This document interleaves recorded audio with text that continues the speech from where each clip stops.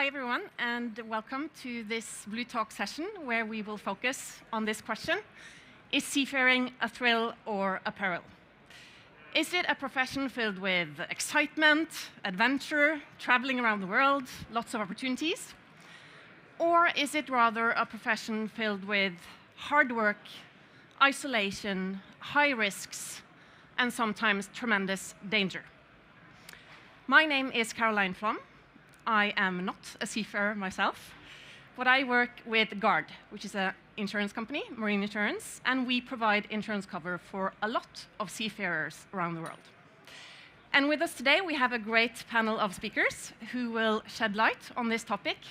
So let's just dive right into it. Bring them up on stage. We have Jonathan Waring, who is Senior Legal Advisor at the ITF, so that's the International Transport Workers Federation.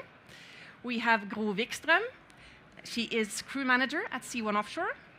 We have Torkel Soma, co-founder and chief scientific officer at SAYFR. And last but not least, Lene-Camilla Nordlie. She is vice president and global head of people claims at Gard. So a warm welcome to all of you. Thanks for being here. Thank you. Thank you so much.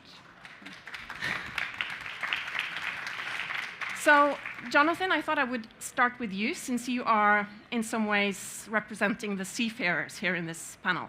And given your role in the ITF, I'm sure you come across some of the downsides or the kind of the darker sides of shipping, the challenges that are faced by seafarers. So I'm curious, how would you describe the seafaring profession today? Thanks, Karoline. Yeah, I think you've summarized it pretty well in your opening, that there are both benefits and risks of seafaring. I mean, there was a long time ago, seafaring was described like being in jail with a chance of drowning. But you know, we've come a long way from those days. That's dark. And the industry is obviously much better now. And I was reminded recently, I was in Geneva at the ILO, and at the moment there's an exhibition of photographs which were collected by the ITF Seafarers Trust and submitted by seafarers of life at sea. And I think these pictures really give some idea of what it's like and what can be achieved at sea and how rewarding it can be. The camaraderie, the stories that you must develop going around the world and seeing all sorts of things happening and the work. But at the same time, the work is very risky. It is very dangerous. It's one of the more dangerous professions in the world. And you're isolated from your family for sometimes long periods of time. Still, we have the maximum time at sea allowable is 11 months, which is an excessive amount of time to spend away from your family. And also, seafarers are recognized in legal systems around the world as being incredibly vulnerable. The balance of power between them and their employer is much different than that experienced by your typical land-based worker. And in that sense, they are put at greater risk, because it's harder to raise issues. It's harder to stand up for yourself. Yeah. You know, in recent times, we have seen a massive increase in the number of abandonment cases reported. We've also seen increases in the number of criminalization cases reported. So that's unfair treatment of seafarers where they're suspected of crimes when they visit different countries. So there are a great deal of challenges that seafarers face. So I think, you know, we say thrill or peril, but really it's both. Seafaring can be an incredibly rewarding career, and it's multifaceted. There's many different avenues which you can pursue through engineering or through being an officer on a ship. But at the same time, it can be incredibly dangerous and incredibly challenging. So is it a job that you would recommend to a friend or, say, your own kids? Honest. I mean, I think, like, look, let's be clear that at the moment there aren't a great deal of seafarers coming from the developed countries. There are a few, but the vast majority of the seafarers are coming from developing countries where they are paid significantly less than what a person in the West may expect to be paid. And that's the reality of it right now. And you know, the ITF, we recently had a meeting of our negotiating panels where we agreed a 5% increase for seafarers' wages over the next 2 years. but that still leaves them, while potentially well remunerated for their home countries, it's not sufficient to sustain someone from a Western country.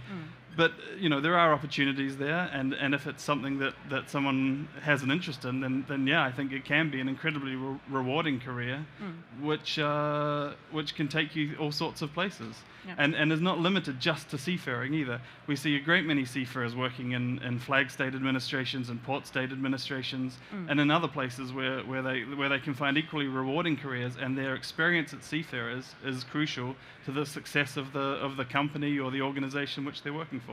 So yeah, I think it can be. There's so many places it can take you, both physically and career-wise. So yeah, I think it can be a great thing to do.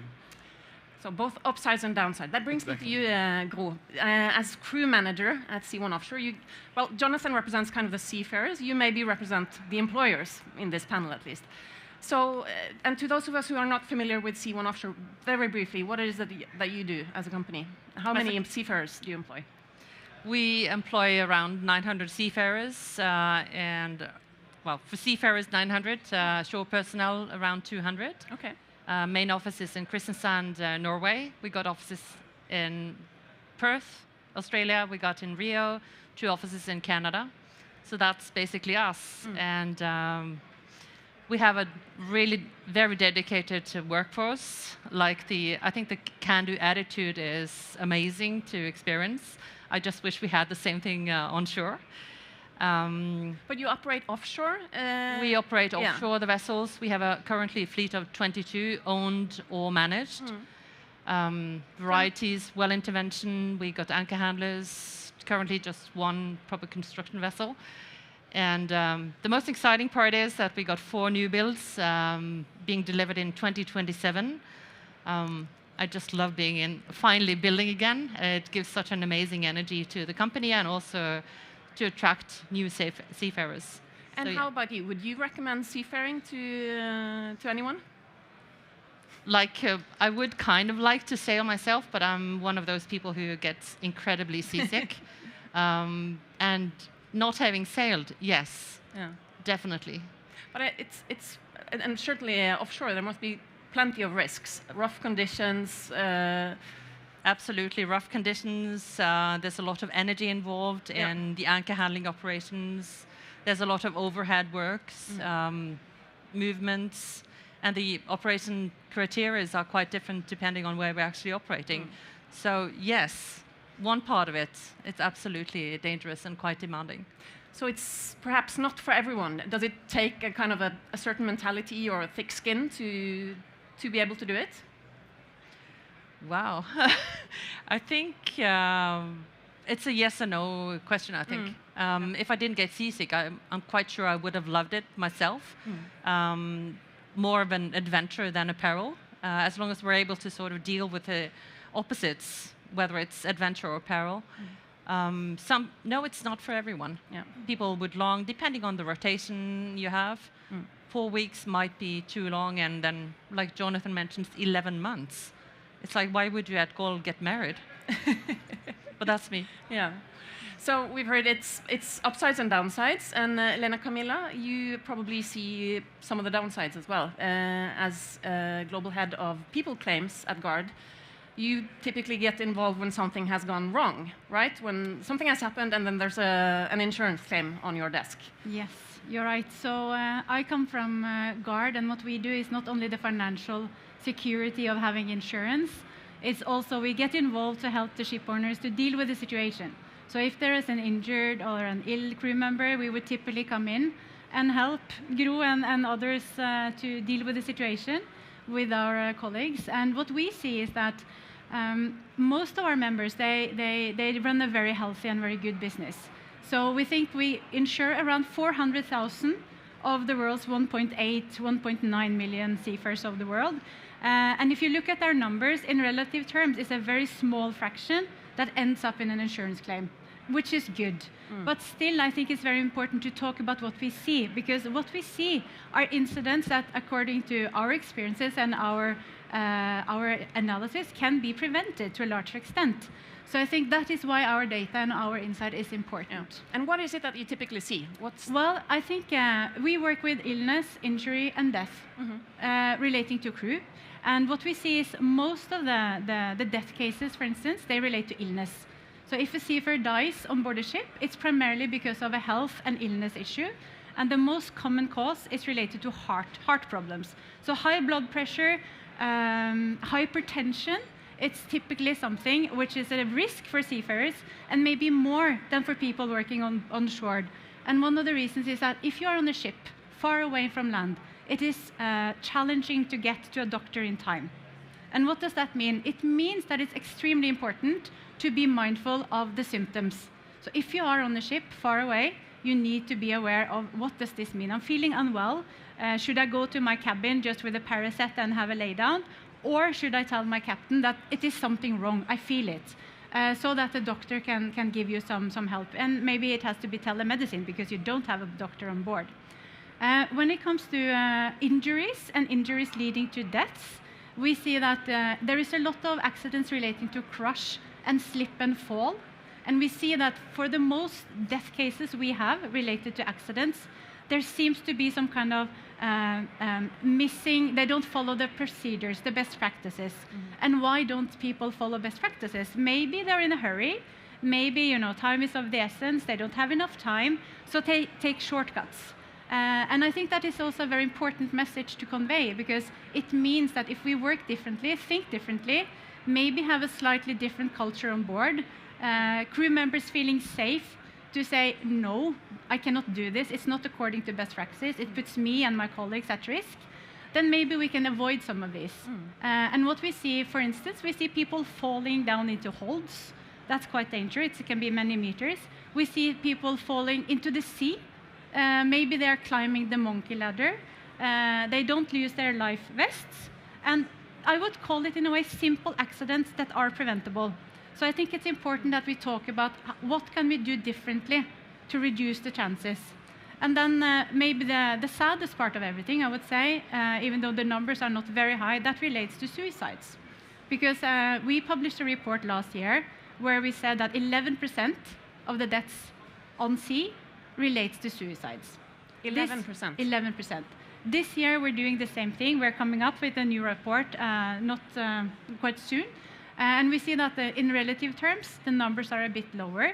But what is worth mentioning is that for those cases, and we did a file review for all these cases to understand better what happened, there are some small signs. People withdrawing, people not feeling part of the group, and maybe not having friends on board. So even though it's a very challenging and tricky topic, there are some signals that maybe through more awareness, better colleagues, better awareness between the crew, some of those incidents could have been prevented. And especially, we should pay attention to younger seafarers, because the life category for suicides is below 40, whereas death because of accidents or illness is between 40 and 60. And it's more prevalent during around the 3 months period after you come on board. And we know that the happiness for many crew, quite happy when they come on board first month, and then it seems to drop. So what is happening to the younger seafarers when they are around the 3 months period? That's something we should talk more about. So 11%, I'm still struggling with that number. That's remarkably high. But what you're saying is that many of these could be prevented if we kind of know the symptoms or the signals, if I'm understanding you correctly. Yeah, and I think, people are people. We work on land, seafarers work on the ship. So we all have a need to feel a sense of belonging, to be appreciated, to feel that we have a safe and positive environment. What can be a bit different on a ship is that, of course, you don't have the same contact with your family and your friends. You work long hours. It's quite tough over many months. And it's, to a large extent, an employer or a ship owner who kind of decides how is your daily life going to be. So I think as much as mental health is a challenge on land for everyone, it is also for the crew on board the ship, but the circumstances are slightly different. Yeah. So I would say that this is not unique for shipping. It is something we all have to think about, but it's slightly different for shipping. Yeah, because they don't have that big safety net around them. Yeah. So it's time to bring in you, Torkel, Soma, into the conversation. We've heard a lot about the challenges and the risks and the downsides of seafaring, and I'd like to hear your reflections. But before you share your reflections, can you tell us briefly what is it that SAYFR, your company, what do you do? Thank you, Karoline. Yes, SAYFR is a company specialized in improving safety by addressing organizational culture. Can you speak up a little bit louder? Thank you. So SAYFR is a company that specializes in safety, improving safety through organizational culture. So we have spent quite a lot of time and efforts to scientifically trying to assess and measure culture, because there are so, like Lene-Camilla said, so many differences between one ship to another and a company to another. And so we have developed scientific methods to do that. So companies can actually measure it, see where they're standing, where are the improvement areas, and what should they actually do to improve the safety culture on board, but also on shore side, and how that is linked to actual risk of ship accidents. So you measure safety culture not only on a company-wide level, but also on a specific ship? We see that there are big variances within a fleet of ships. So sometimes it's very, it can be a few ships that have a very different culture than the rest of the fleet. Right. And then we also help companies to improve culture over time through leadership training and programs, and also culture development programs. Yeah. And what have you found so far? What's kind of the big differentiator? The companies or vessels that are getting this right, what are they doing? Yeah, what we see is that the industry is so focused on rules and regulations. And when we investigate accidents and we see a pattern in how they occur. And that pattern doesn't include rules and regulations, how good the company is in implementing rules and regulations. Because the safest companies have struggles with that, and also the most unsafe companies. But what we see is that the culture maturity is explaining a lot of the variance. Meaning how, back to what your examples as well, Lene-Camilla, that how easy is it for people to speak up? Are they listened to when they speak up? And that's a big difference from one ship to another. And what we have also learned is that in most major accidents, someone was aware of the mistakes and failures before the accident took place. Meaning that it could have been prevented if we had a culture where people felt it was easier to speak up, share concerns, and actually were listened to, so that they could kind of do something about the issues before an accident happened. And that is all about culture, the way you see it. Exactly. So I'm just wondering, given that I haven't been to sea myself, I'm not a seafarer, but I'm assuming that there's typically a clear hierarchy on board, right? So you have to follow orders and you know what to do. And how easy is it then in that type of environment to kind of say, hang on, this doesn't feel right? If the culture is not right, then it's really a big problem. So you have to kind of work with the culture to create an environment where people feel it's safe to speak up and share their concerns. But unless you do something about it, it's very easy to fall into the hierarchy that you say, making it really hard for, with your examples as well. There's a big distance from a rating to the captain and even to the shore side and the board of the directors on shore side. So that distance makes everything more difficult unless you kind of try to create an environment where people are listened to and people share their concerns. Yeah. Jonathan, I wanted to ask you, does this resonate with you? Is safety culture important, or is it more important to focus on kind of policy, regulations, procedures? No, both are important, and from my perspective, they're highly interconnected. You can't. The safety culture has to be built on regulations, which are followed, and a culture of following those regulations. But there has to also be the regulations there to underpin it. But the culture also has to be supported properly. And from my perspective, and many studies have shown that safety culture is easier to promote where labor is organized into a union. So a union presence is a massive factor in promoting that culture. So where ships are covered by things like ITF agreements, the seafarer has someone outside that they can go and complain to, and someone who they know will defend them if the company seeks to punish them for making a complaint. And that can help to hold the company to account and encourage that kind of culture. So culture is a significant factor in promoting safety. Unfortunately, we see in the shipping industry a tendency towards the flaw in terms of regulations. And we've just had earlier this year we had a meeting of the Special Tripartite Committee to negotiate new amendments to the Maritime Labour Convention. And the ship owners group refused to entertain any consideration of reducing the length of the legal maximum for the amount of time a person can spend on board, and refused to entertain any reduction in working hours on board. Seafarers are working 7 days a week, 12 hours a day.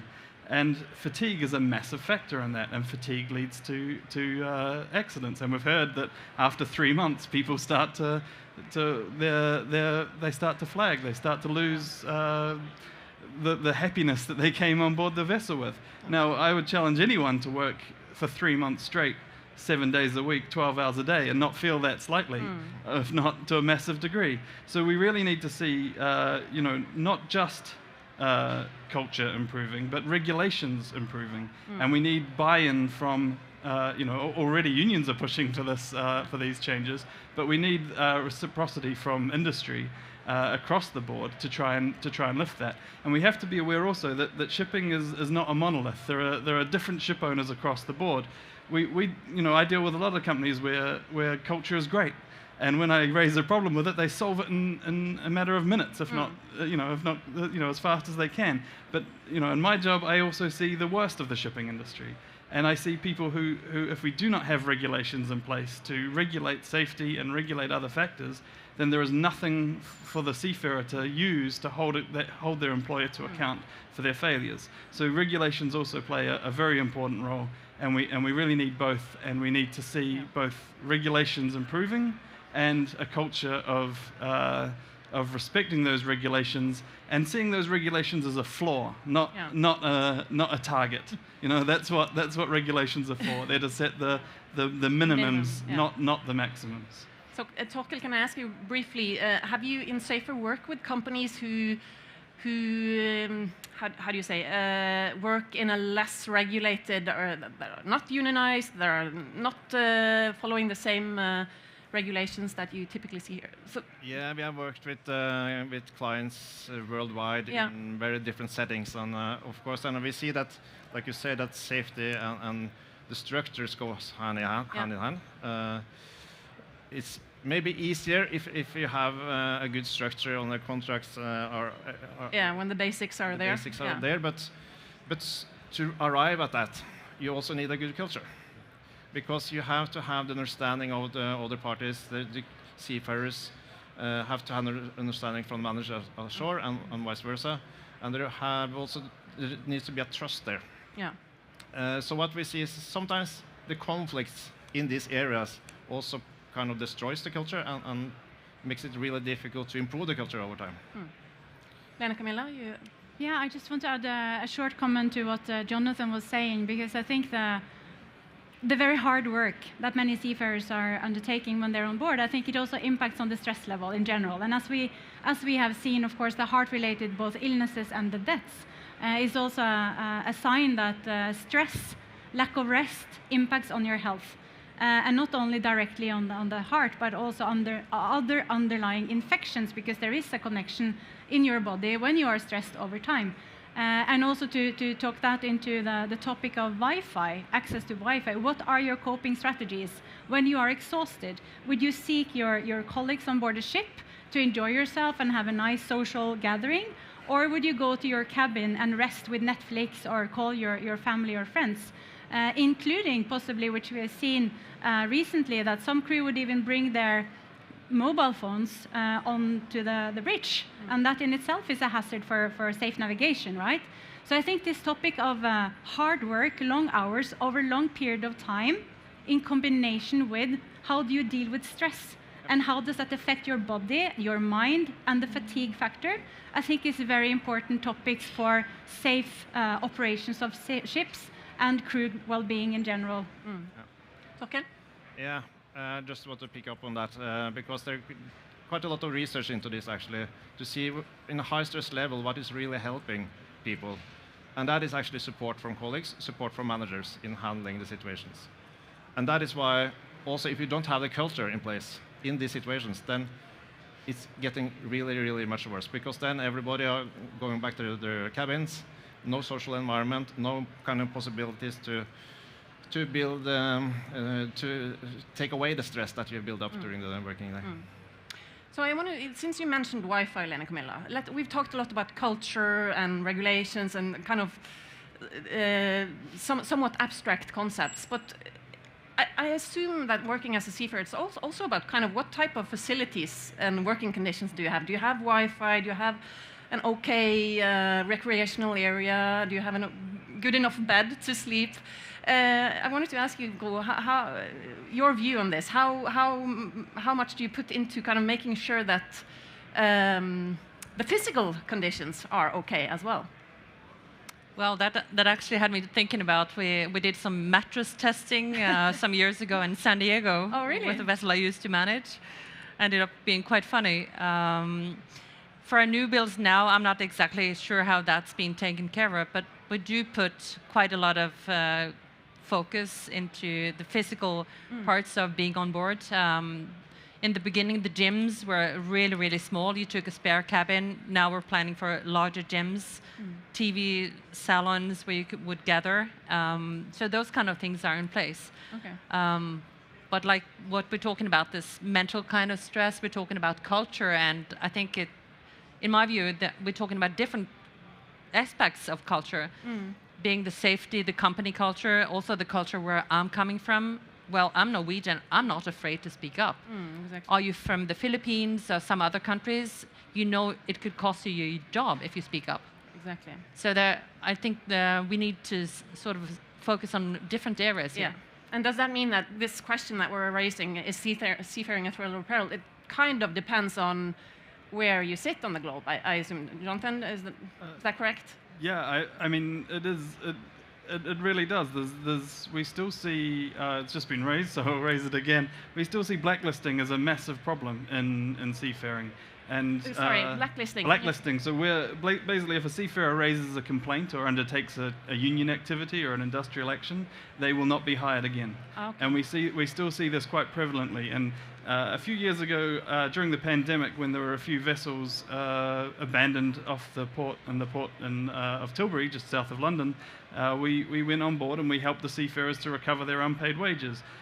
Now, one seafarer stood up and encouraged the rest of the crew to sign forms for the ITF to recover their wages. And the owner of the vessel mistakenly copied the ITF into his email where he said, put this man on the no rehire list. And that email was sent to cruise ship manning agents in the Philippines, and there was a lot of people on that list. Right. So clearly, this is only a couple of years ago, clearly this practice is still going on. And if you know that your job is at risk if you raise a concern, you're not going to raise a concern. Seafarers from many countries are not just supporting themselves and their immediate family, they're supporting communities. In many cases, seafarers have been funded through their training by their wider community, and there's a debt owed to that community, and that debt will be collected in sometimes not particularly pleasant ways.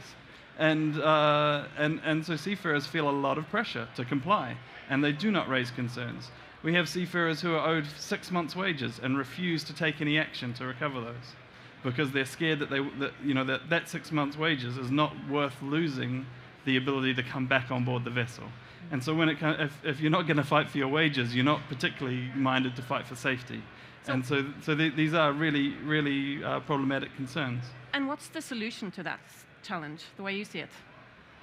Well, I think that's what we've been talking about, is culture. Ship owners have to take a proper approach to culture. And if we compare this to other industries, we have things like no-fault investigations. Now, we don't seem to have that in shipping. Where there's a collision or where something happens, there's always a tendency to, particularly for the master of the vessel, to face charges over a collision or a crash. We look at the collision with the bridge in Baltimore recently, and the entire crew was detained. There's no real, where we see airline accidents, we don't see that. We see no-fault investigations undertaking, and people encouraged to talk about what went wrong and what can be improved. And we don't see that in the shipping industry. And we don't see people stepping forward to defend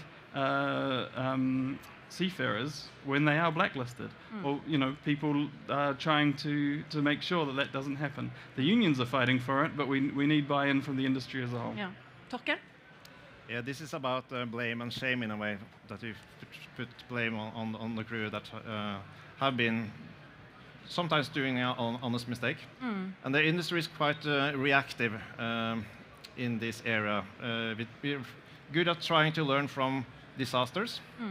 But if you want to have a good safety culture, you cannot only learn from the disasters, because you have to also learn from the really safe companies and to see what are they doing differently. And that's it's a bit like if you want to have a healthy marriage, you cannot only learn from divorces. You have to also learn from those that have a healthy marriage. And then you have to look at this really safe companies, what are they doing differently? And that is something else you learn from that. And then we see that culture, we can measure some characteristics of these really safe cultures in these companies. And it's the same that we see in other industries as well, that there are some core behaviors like trust, that people trust the management, trust the company, that there's a care for each other, a care for the job as well, that there is an open environment. Characteristics like this is something that we see describe really safe companies. So we know in a way what we can implement, but of course it takes effort and time to do it. Yeah. Lene-Camilla, I wanted to ask you, from the insurance side, what can Gard do, or what can an insurance company do when they come across really bad cases of seafarers being poorly treated? Can you step in a way, or is it kind of okay? That's for the ship owners or the operators to figure out.